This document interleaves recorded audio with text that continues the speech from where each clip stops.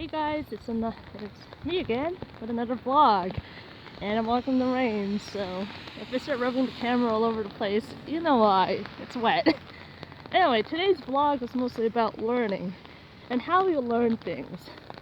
Now you're wondering why I mostly talk about video games, and I'm talking about all of a sudden school. And one of the things that inspired me to do this is that I had an acquaintance of mine, and she was talking to me about how her son, she had no idea how to get her son to focus on schoolwork.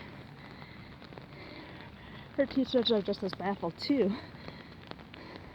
But she noticed this while she knows that her kid is playing for hours on a video game. So she knows this. She knows that her son has incredible amounts of focus if they're interested in the subject. And that's what kind of brought me up with this blog today. Yeah. So I want you guys to go and look up the cone of learning, and it should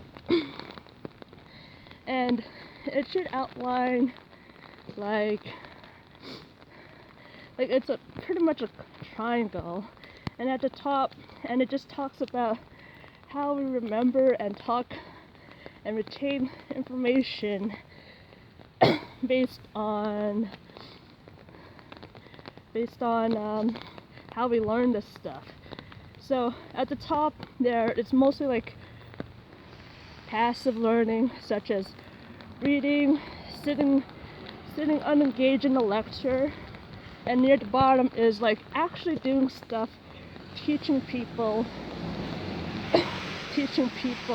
role play simulations. And now don't get me wrong, that some of this stuff may affect how you learn stuff. So I took engineering, and I had a hard time trying to learn Fourier transforms. If you don't understand what that is, don't worry, I can't blame you. I took engineering, so it's hard. So sometimes I do believe that like after doing a lecture, you have to sit down and literally pound out the questions. Don't get me wrong, it's probably the best way of learning stuff. But how do I bring video games into this? This is the reason why we need to change how we learn. It's because we need to keep the students involved in learning stuff. And educators are now starting to realize that too, by incorporating school lessons into video games.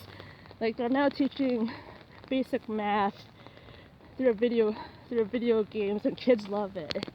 And one of the bases around that is that one of the bigger parts of that triangle is role play simulation. If we can turn video games into actual simulations, we can actually learn skills better this way, because A, it keeps people involved, and B, because they're role playing it, they get to learn faster and understand better. At least this is mostly true in my experience.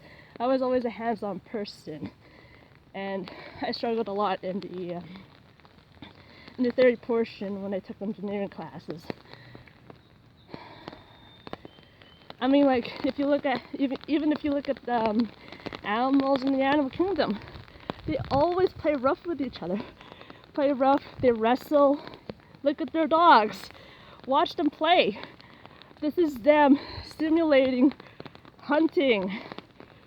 And this is the reason why video games are quite important, is because it provides people to play in, to understand concepts. You introduce a mechanic into a video game, they learn it, you let them go run around with that knowledge in hand, and they keep on doing it, and voila, it's somehow become muscle memory to them.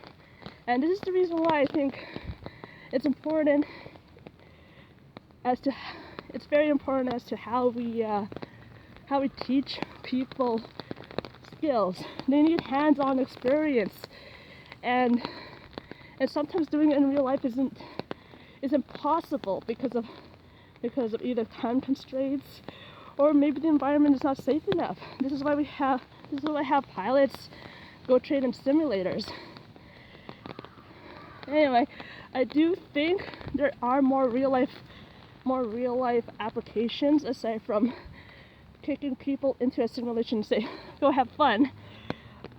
I wanna show people how you can learn certain stuff. Like I've seen teachers who teach basic logic using Minecraft redstone. No, you don't believe me? I'll make a video about that. Anyway, if this gets you excited about what I'm gonna teach, I hope you guys follow me for more. Anyway, I need to get to Staples. Have a great day.